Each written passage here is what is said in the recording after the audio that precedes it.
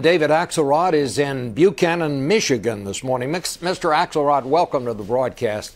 For the first time in the long, proud history of America, U.S. securities are no longer considered the safest place to invest your money. I just want to ask you, what is the impact of that statement going to be on people who are turning on this broadcast this morning? Well, first of all, let's see how the markets react, because I think there's a broad consensus that that's still the safest place to put your money. And you know, we can debate the strength of the analysis that they did, the history of S&P and so on. They made an egregious analytical error here, but theirs was largely a political analysis, and that's what we should focus on, because what they were saying is they want to see the political system work. They want to see a sense of compromise. They want to see the kind of solution that the president has been fighting for, a large solution that will deal with the problem, that will be balanced, that will include revenues, that will deal with some of our long-term issues. We made some progress in the compromise that was struck on the debt. What they're saying is we have to make more progress, and in fact we do. And that's what the next few months is going to be all about. Well, the president said we had to reach this agreement to get the debt limit raised to keep this from happening. Well, we got the agreement and it happened. And as I understand the Standard & Poor analysis, it was the way the Congress and the White House had to get together to finally get this done that has caused the downgrade.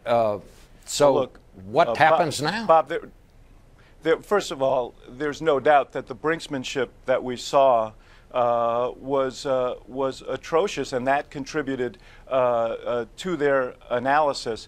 But let's review exactly what happened. For months, the president was saying, let's get together, let's compromise, let's do a $4 trillion package that will really stabilize the debt and get us on the right path. Let's do it in a way that's fair to everyone, so that the wealthiest Americans are kicking in, as well as the middle class and everyone else in the country. We close these egregious loopholes. We deal with some long-term structural issues, everybody giving up some of their sacred cows in order to achieve that result.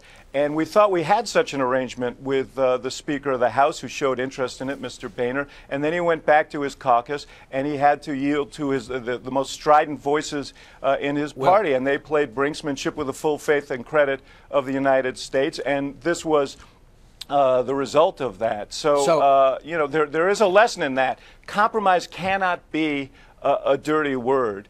We have to work together to solve this problem, and we have to do it in a way that's fair and balanced and meaningful. Well, are you saying that the president bears no responsibility for this? That this was all the fault of the other side?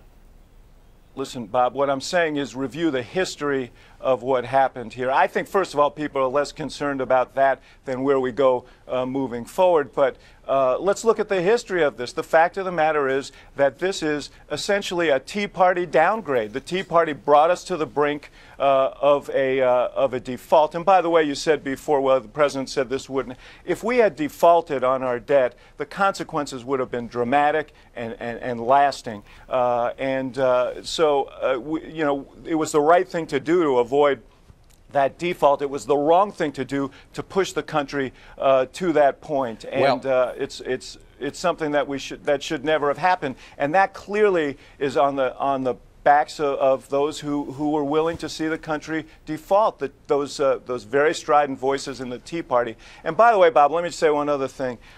Not one of the Republican presidential candidates stood up in opposition to that. Not one of them said, let's compromise. Well, I believe John Huntsman about did. This. Just to be totally factual, I believe John Huntsman did. All right, but let's talk about the rest of them, including Mr. Romney, the front runner, who on the day that a compromise was reached that at least made some progress and set a process in motion to do the rest, he jumped in after ducking and dodging and evading and took a position against this without any solution. These are presidential races are tests, and this was a test of their presidential mettle, and in this case he failed, and most of those candidates failed. I want to show you something. This is an interview that the president had with Matt Lauer of the Today program about a month after he took office in 2009. I just want you to listen to this. Look, I'm at the start of my administration.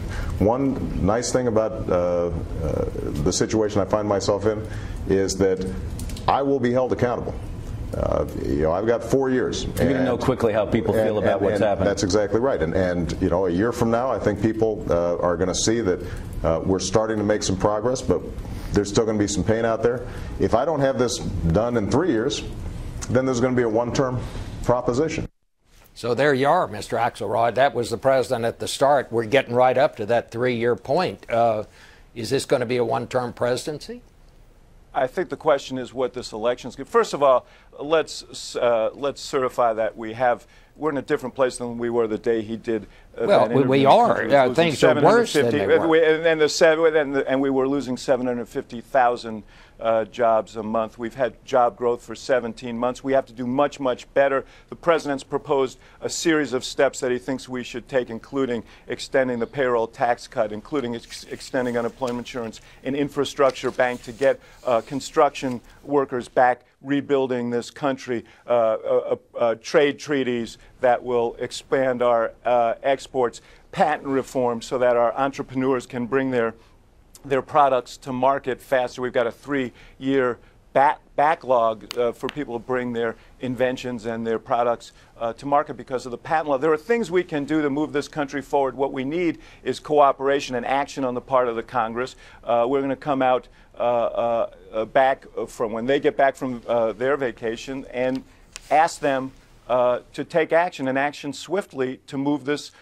country forward. But in the end of the day, Bob, this election isn't just going to be about the president. It's going to be about what direction we want to take as a country. And in this debate we've just had, Bob, this debate we've just had is kind of a microcosm of that larger discussion we're about to have. Do we want to invest in education and training, research and development, infrastructure, the kinds of things that will grow our economy, create good middle-class jobs, or do we want to spend that money on tax cuts for the very wealthy, on tax cuts for the oil industry that's making money hand over fist already and really doesn't need the help, on other tax loopholes? Are we going to have a country where hard work pays and responsibility is rewarded, or the schemers are the ones who get rewarded, and we have great imbalance in our country? Let me ask you this, Mr. That Axelrod. is what this election's going to be about. Well, let's stop talking about, if I say with respect, stop talking about what the election's going to be about.